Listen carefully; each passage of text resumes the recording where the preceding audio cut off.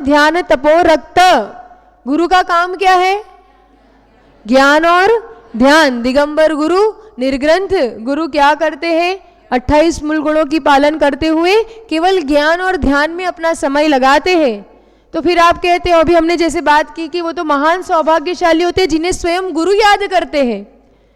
ऐसा कैसे? फिर ज्ञान ध्यान करेंगे कि सेवक श्रावकों को याद करेंगे? बताओ, अरे बताओ ना केकड़ी वालों। केकड़ी का प्रसंग, केकड़ी का नाम सुनते ही हमें याद आ गया केकड़ा। क्या होता है? केकड़ा। अब केकड़ा क्या काम करता है पता है?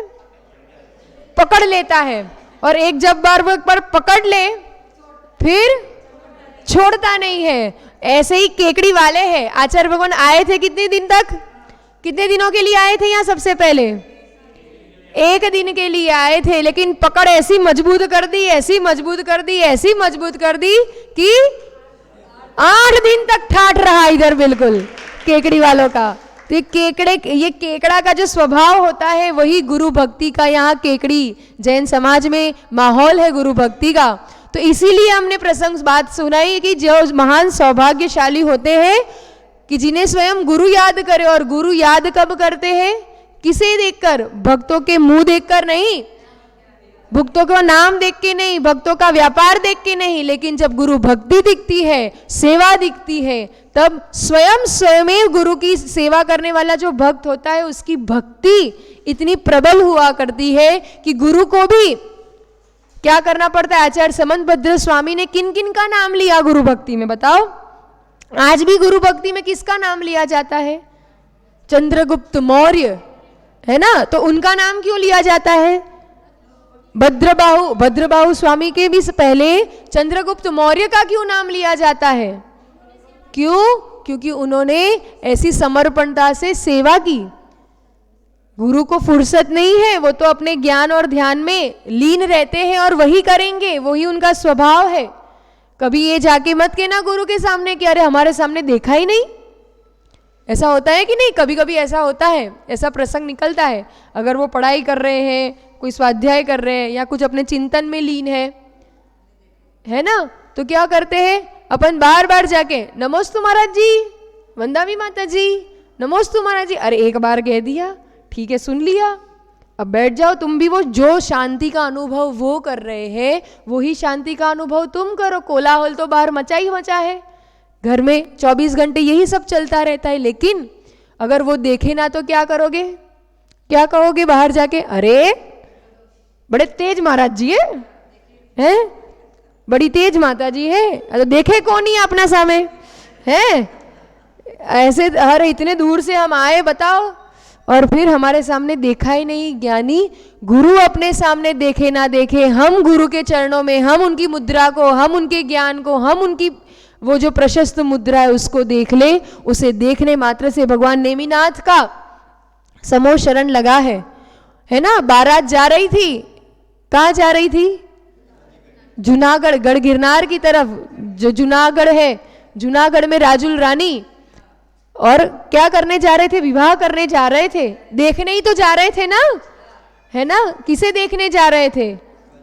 राजुल रानी को देखने जा रहे थे। और वहीं क्या दिख गया? क्या दिख गए बताओ?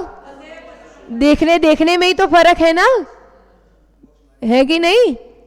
देखने में ही फर्क है। देखने गए थे रानी को, है, और फिर क्या हुआ? बीच में पशु दिख गए। अब पशु दिख गए, फिर क्या हुआ? क्या हुआ? वैराग्य हो गया। गिरनार तरफ जाने लग गए।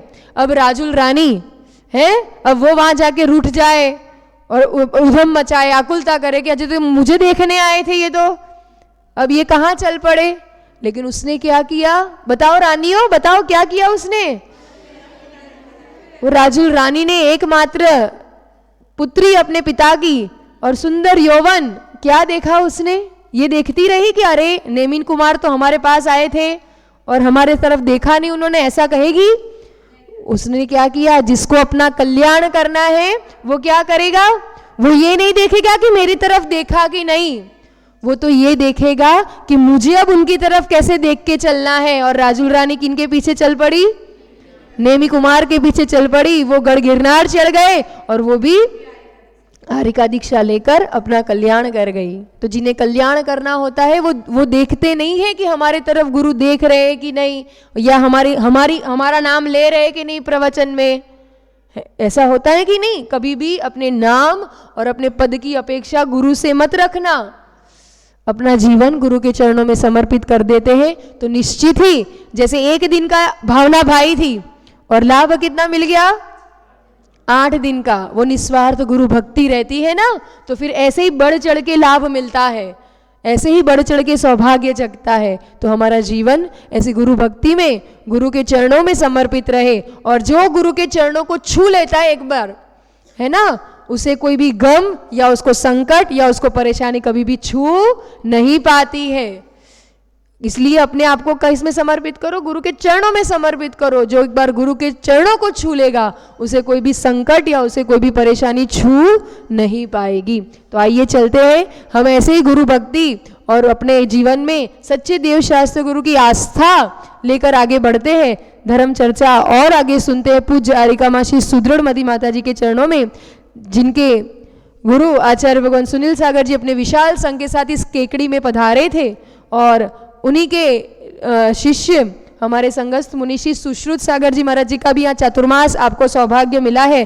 फिर महावीर जयंती मनाई, या केकड़ी में ही मनी थी ना महावीर जयंती, आचार्य भगवान के सानिध्य में उनका दीक्षा दिवस मनाया गया था।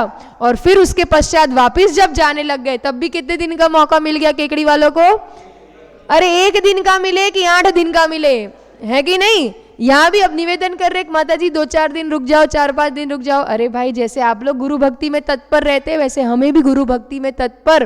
पिछली साल चतुर्मास आचार्य भगवान के सानिध्य में दिल्ली में हुआ, और फिर इस वर्ष भी आचार्य भगवान की आज्ञा से दिल्ली चतुर्मास करते हुए अब गुरु चरणों की ओर कदम बढ़ रहे हैं। तो हमें भी वहाँ जाने की, वहाँ समय जो निर्धारित है वहाँ तो पहुँचना ही है। और यात्रा लंबी है, लेकिन जब गुरु भक्ति, मतलब अगर रग रग में दौड़े और गुरु भक्ति की मिसाल हो, तो फिर कोई भी मंजिल पार कर दी जाती है। जब ठान लेते हैं तो पहुंच ही जाते हैं, हो ही जाता है काम। ऐसे ठान लिया है जिसने गुरु भक्ति करने का, उसके पर गुरु की कृपा बरसती है।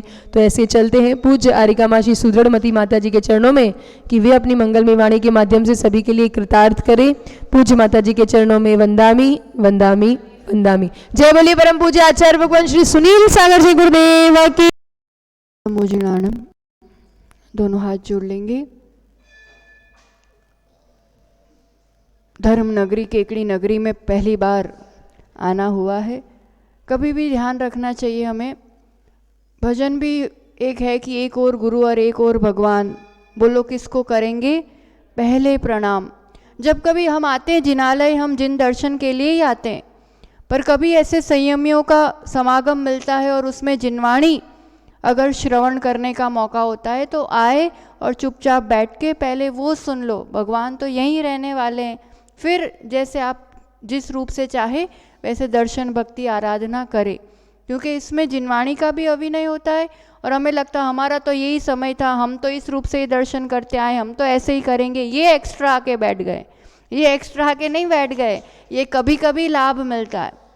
इसलिए दर्शन भी करना है, कभी टाइम का अभाव भी होता है, हमें निकलना होता है, तो भी आए, वहीं से दर्शन किए दूर से और निकल गए। जितने पास से दर्शन करो तो ज़्यादा पुण्य ऐसा नहीं होता है, जितना हम विनय भक्ति से करते हैं उतना। इसलिए थोड़ा सा ये कहीं भी इस रूप से होते ही है बात, पर थोड़ा सा हमें विवेक रखना चाहिए। थोड़ी देर हम तत्व चर्चा करते हैं, दोनों हाथ जोड़ लेंगे।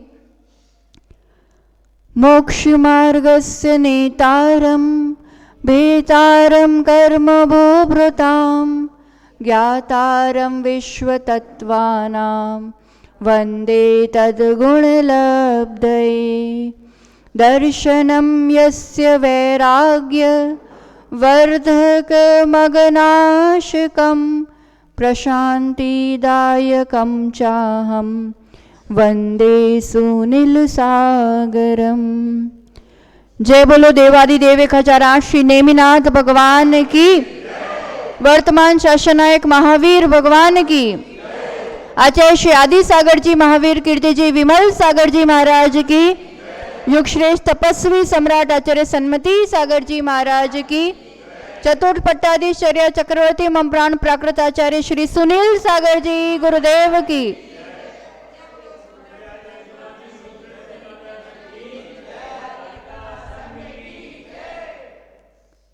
एक बार की बात है, एक व्यक्ति अपने गांव की ओर जा रहा था और बीच में एक बड़ा घना निर्जन जंगल पड़ता है।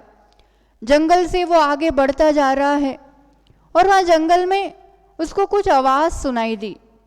थोड़ा सा रुक करके देखा, पूरा बांस के पेड़ों का बड़ा जंगल था, हवा चल रही थी। वो जो सूखे बांस थे वो आपस में टकरा रहे थे। आवाज़ धीरे धीरे बढ़ती गई और वो टकराहट से आग उत्पन्न, चिंगारियाँ उत्पन्न होने लगी। धीरे धीरे आग फैलने लगी और वो व्यक्ति जल्दी से उस जंगल से बाहर की ओर निकल गया। घर्षण का परिणाम आग हुआ करता है। वही व्यक्ति फिर गांव के पास पहुंचा। गांव के पास पहुंच के पुनः उसके कानों में कुछ आवाज़ आई। रुक करके देखा तो ये आवाज़ उस गांव के किनारे जो मकान था, उस मकान के दहलान में एक महिला दही का मंथन कर रही थी। कभी किया आप लोगों ने? किया है, अच्छी बात है। यहाँ राजस्थान वो भी गांव तो किसी किसी ने तो किया ही होगा। उसमें कैसा होता है, तो वो भी आवाज़ थी। एक हाथ खींच रहा है तो दूसरा ढील दे रहा है, और दूसरा खींच रहा है तो पहले वाला हाथ ढील दे रहा है। यहाँ परस्पर विरोध है, पर फिर भी इस आवाज़ से, इस मंथन से नवनीत मक्खन तैयार हो रहा है। दोनों घटनाएं जीवन का बहुत बड़ा रहस्य उद्घाटित कर रही है। जहाँ पर भी दो अपनी जगह अड़े हैं और खड़े हैं, और फिर अगर टकराहट होती है तो वो आग, अशांति, तनाव पैदा करती है। और यहाँ पर भी तो दो चीज़ें हैं, मंथन में भी दो चीज़ें हैं, पर यहाँ जब एक ढील छोड़ता है तो तब दूसरा अवसर पाता है। जब दूसरा अवसर होता है तो एक को ढील, थोड़ा आपस में समन्वय है, तो वहाँ इन दोनों के परस्पर विरोध होते हुए भी कुछ एक अच्छा समाधान निकल करके बाहर आता है। ये भगवान महावीर का जो तत्व दर्शन है, ये इसी समन्वय की भूमि पर खड़ा है, जिसे हम अनेकांत के नाम से जानते हैं। अपने जीवन को सुखमय बनाना है, सबके बीच रहते हुए भी एक शांति, एक आनंद का अनुभव करना है, तो इस अनेकांतात्मक दृष्टिकोण को अपनाना ही होगा। अनेकांत, अनेक कोण, अनंत धर्म, कोई एक वस्तु एक ही चीज से नहीं बनी है, उसमें बहुत सारे पहलू हैं, बहुत सारी चीज़ें हैं। हम एक समय में कुछ एक देख पाते हैं, एक समझ पाते हैं, एक को कह पाते हैं, पर उससे दूसरे का अस्तित्व खत्म नहीं हो जाता है। अनेकांत एक दृष्टि है, अनेकांत एक चश्मा है, अनेकांत एक जीवन शैली है जो एक उदारता प्रदान करता है, एक सहिष्णुता प्रदान करता है। वो पूर्ण सत्य को देखने का एक अवसर दिया करता है। कहीं पर भी, चाहे घर में हो, चाहे देश में हो, विदेश, कहीं पर भी छोटी मोटी भी जो लड़ाई होती है, जो संघर्ष होता है, जो टकराव होता है, जो एक विवाद होता है, मन आपस में, वो सिर्फ और सिर्फ आग्रह की भूमि पर होता है। वस्तुओं को लेकर के लड़ाई नहीं होती, आपस में विचारों का जो मतभेद होता है उसको लेकर के ही संघर्ष हुआ करता। घर में भी देख लो, बाहर व्यापार में भी देख लो, दुकान मकान कहीं भी देख लो, नई पीढ़ी है, अपने तरीके से, अपने ज्ञान, अपने जोश, अपने तरीकों से काम करना चाहता है। बड़ों का, बुजुर्गों का अपना अनुभव है, उनकी अपनी एक शैली रही है जिस रूप से उन्होंने अपना जीवन जिया है। अब होता क्या है, बड़े अपनी बात, अपने अनुभव बच्चों पर रखना चाहते हैं, बच्चे अपने तरीके से करना चाहते हैं। अब उसमें छोटों का प्राय करके ये शिकायत रहती है, हम कुछ करना चाहते, ये हमें समझते ही नहीं है, ये हम पर विश्वास ही नहीं करते। और बड़ों का क्या हो जाता है फिर, ये तो हमारी सुनते ही नहीं है, यहाँ उपेक्षा करने लगते हैं, वहाँ वात्सल्य का भाव होता है, हम कह देते हैं जनरेशन गैप, पर है क्या ये, सिर्फ और सिर्फ एक दूसरों के पहलू को समझने का अभाव और कुछ नहीं है। अनेकांत हमारे इस व्यवहारिक जीवन को, इस प्रैक्टिकल जीवन को भी बहुत मधुर बनाता है। बहुत जरूरी है ये चीजें। 20 साल 25 साल 30 साल हो गए एक साथ एक घर में रहते हुए, तो भी रोज एक ही वस्तु को लेकर के, एक ही बात को लेकर के मगजमारी होती है, दिमाग खराब होता है। अब इनकी आदत है इस रूप से काम करने की, हमारी आदत है दिन भर ऐसे काम करने की। अब कौन सही कौन गलत? कोई आपसे पूछे हाथ कैसा होता है, आप क्या कहोगे? गोरा होता है, ऐसी ऐसी लकीरें होती है, आप तो यही कहोगे। हमें कोई पूछे ये हाथ कैसा होता है, हम क्या कह देंगे? नहीं, ये तो काला होता है, ऐसी ऐसी रेखाएं होती है, नाखून होते हैं। कौन सही कौन गलत बताओ?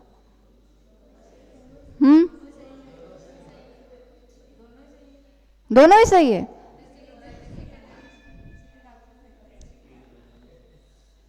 आपके लिए, आपकी तरफ से आपको ये दिखाई दे रहा है, मुझे ये नहीं दिखाई दे रहा है। मुझे अपनी तरफ से, मेरी अपेक्षा से मुझे ये दिखाई दे रहा है। अब चाहे तो हम जिंदगी भर लड़ सकते हैं कि नहीं ये तो ऐसा ही होता है, आप कितना ही कहो आप यही कहोगे, हाथ तो गोरा होता है, लकीरें होती है, और हमें कितना ही कहो हम यही कहेंगे। जरूरी क्या है, क्या करना पड़ेगा? समझ में आ रहा है क्या कहना चाह रहे हैं? हमें बच्चों की जगह उनकी जगह जाकर के देखना होगा। बस जरूरी इतना है कि हम एक बार यहाँ से उठ के यहाँ आके देख ले, और आप या तो वहां से यहाँ आकर के देख ले। आचार्य भगवान के सानिध्य में आप लोगों ने महावीर जयंती मनाई बहुत भव्य रूप से। भगवान महावीर का जीवन उन्होंने सिर्फ समूह शरण में ही अनेकांत का उपदेश नहीं दिया, उन्होंने अपने जीवन से बालपन में ही, बचपन में ही ये उपदेश दे दिया था। जन्म कहाँ हुआ प्रभु महावीर का? कुंडलपुर। कहाँ रहते थे वो? नंद्यावत महल में रहते थे ना, 7 खंड का पूरा बढ़िया महल था। वर्धमान के साथ उनके मित्रगण खेलने आए। अब जब खेलने आए महल की ओर, तो नीचे माँ त्रिशला मिल गई। माँ त्रिशला से पूछा, मैया वर्धमान कहाँ है, हम खेलने आए हैं। माँ त्रिशला क्या कहती है, बेटा देख लो शायद ऊपर ही होगा कहीं। बच्चे दौड़ते दौड़ते ऊपर की ओर गए, यहाँ होगा, इस मंजिल होगा, इस मंजिल होगा, नहीं मिला, ऊपर तक पहुंच गए। वहां राजा सिद्धार्थ मिल गए, उनसे ही पूछ लिया, राजन वर्धमान कहाँ है, हम खेलने आए हैं। कहते बेटा देख लो नीचे ही कहीं होगा, यहाँ तो नहीं है सामने। वो नीचे कहीं आए, बीच की मंजिल में वर्धमान मिल गए। अब सभी मित्रगण वर्धमान से शिकायत करने लगे, गजब की बात है, तुम्हारे माता पिता तो झूठ बोलते और अलग अलग बोलते, दोनों एक बात नहीं करते, ऐसे कैसे करते? दोनों की बात अलग अलग है कि नहीं, विपरीत है कि नहीं? अब सही कौन है और गलत कौन है बताओ? माँ त्रिशला सही है कि राजा सिद्धार्थ सही है, कि कौन गलत है? ये ना हृदय पर अंकित कर लेना, ये लाइन बहुत इंपॉर्टेंट है। फिर से बोलो, ये सही है कि ये सही है? हम सही है कि ये सही है? ये पंथ सही है कि वो पंथ सही है? ये क्रिया सही है कि वो क्रिया सही है? अपनी अपनी अपेक्षा से। समझ में आ रहा है? माँ त्रिशला नीचे है, उनकी अपेक्षा वर्धमान, और राजा सिद्धार्थ तो उनकी अपेक्षा से। अपेक्षाएं समझना, ये व्यापक दृष्टिकोण जीवन में अपनाना, तो कहीं पर भी कभी भी वाद विवाद नहीं होगा, मन मैला नहीं होगा, आपसी प्रेम व्यवहार के साथ नवनीत निकलेगा, समाधान निकलेगा।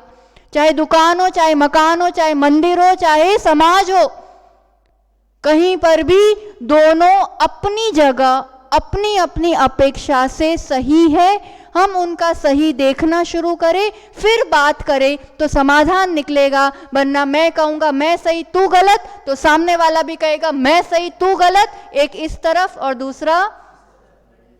समझ में आ रहा है? सब सही कैसे हो सकते हैं? सही तो कोई एक ही होगा ना। सब सही है नहीं है किसी दृष्टि से, किसी अभिप्राय से। तो बस हमें इतना करना सीखना है कि इससे क्या होगा कि हाँ ठीक है, इसका कोई कारण होगा। हम कहें नहीं सुबह 3 बजे ही उठना चाहिए, नहीं अभी तो कोई सो भी रहा होगा, शायद केकड़ी में तो नहीं होगा, दिल्ली में होते होंगे ऐसे लोग। कोई 7 बजे, कोई 8 बजे। अब उसके लिए वो 8 बजे सही है, क्योंकि वो रात को सोया ही 2 बजे। तो अब तो हम शुरू हो जाए, ऐसे होता है क्या?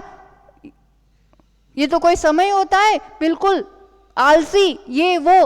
अब वो दूसरी बार आएगा, कुछ बात सुनेगा, अब उसका अपना कोई कारण है, उसकी अपनी कोई बात है।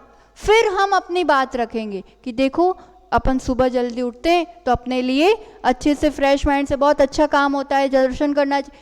पहले क्या जरूरी है, उसके वो जो है उसकी जगह एक स्वीकार भाव, फिर अपनी बात रखना। हम पहले से ही शुरुआत किस रूप से करते हैं, तू तो गलत है, और फिर हम अपनी सही बात बताना चाहते हैं। तो दुनिया में कोई भी व्यक्ति चाहे कितना ही गलत हो, वो अपने आप को गलत सुनना या मानना पसंद नहीं करता है। फिर हमारी अच्छी और सच्ची बात भी सामने वाले को जचती नहीं है। इसलिए भाई तू अपनी जगह, तेरे को ऐसा ठीक लग रहा है, कोई बात नहीं, मुझे ऐसा लग रहा है। फिर क्या होता है, सुनी जाती है बात, कोई गुंजाइश रहती है, कोई वहां पर एक कुछ अच्छी बात हो सके, समाधान निकल सके। इसलिए जीवन में, चाहे व्यवहारिक जीवन हो, चाहे धर्म का क्षेत्र हो, कहीं पर भी एक छोटी सी जैन समाज है, उसमें भी वाद विवाद में, संतवाद, पंथवाद, परंपरावाद में बट जाएंगे सारे गुरुओं के फोटो एक साथ। और यहाँ तो गुरुओं का आगमन चाहे कोई भी हो, आते भी हैं, अच्छे से भक्ति सेवा होती भी है। पर ये जैन समाज की बहुत बड़ी विडंबना है, और ये बहुत गहराई से समझने की जरूरत है कि आपसे विवादों में सिर्फ अपना नुकसान हो रहा है, व्यक्तिगत नुकसान भी हो रहा है। क्योंकि जहाँ कषाय है वहाँ धर्म नहीं हो सकता है। लड़ाती कषाय है, बदनाम धर्म होता है। मैं ही सही, ये कहीं ना कहीं ईगो है कि मैं ज़्यादा अच्छा दिखूं, मेरा ज़्यादा प्रभाव रहे, तो दूसरे को गलत बता के, दूसरों को नीचा बता के अपने आप को बड़ा करना, ये तो केकड़ा करता है।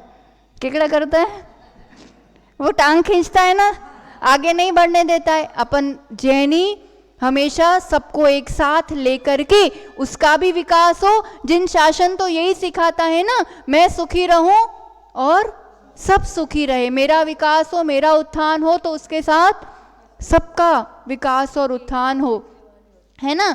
तो ये केकड़ा नहीं, ये केकड़ी है, इसलिए यहाँ नहीं होता और कहीं भी नहीं होता है। अगर थोड़ा समझ, तत्व ज्ञान गुरुओं से पाया होगा और थोड़ा सा जैन दर्शन को समझा होगा। जैन धर्म और क्रियाएं अलग चीज़ है, जैन दर्शन अलग चीज़ है, और आज की पीढ़ी को जैन दर्शन से जोड़ना होगा, अहिंसा से, अनेकांत से, इसकी समझाइश देनी होगी।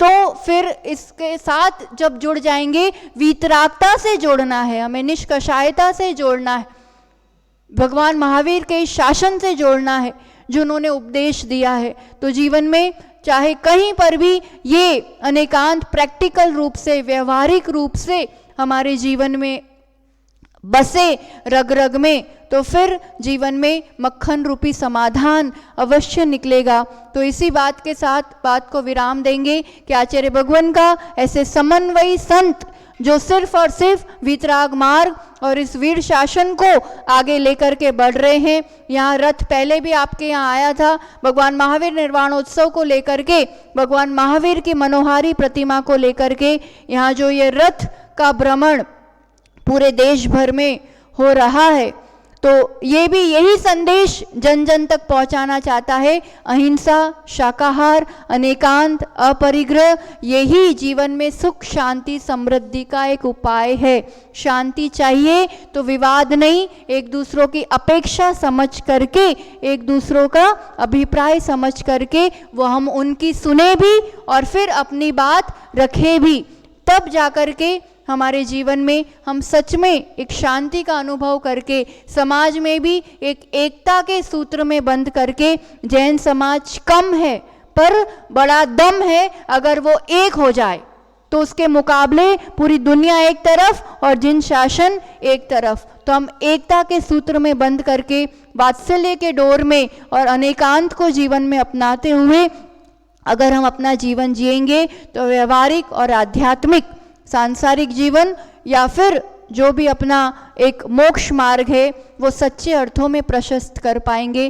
तो आचार्य भगवान के जीवन से यही सीखा है, एक समन्वयता और एक परस्परता का जो संदेश आचार्य भगवान खुद जीते हैं और जन जन में, गांव गांव, नगर नगर वो इस संदेश को पहुंचा रहे हैं। अभी मुंगाणा में भी भव्य पंच कल्याणक महोत्सव चल रहा है। आगे आगामी समय में अनेक पंच कल्याणक आचार्य भगवान के कर कमलों से होने हैं।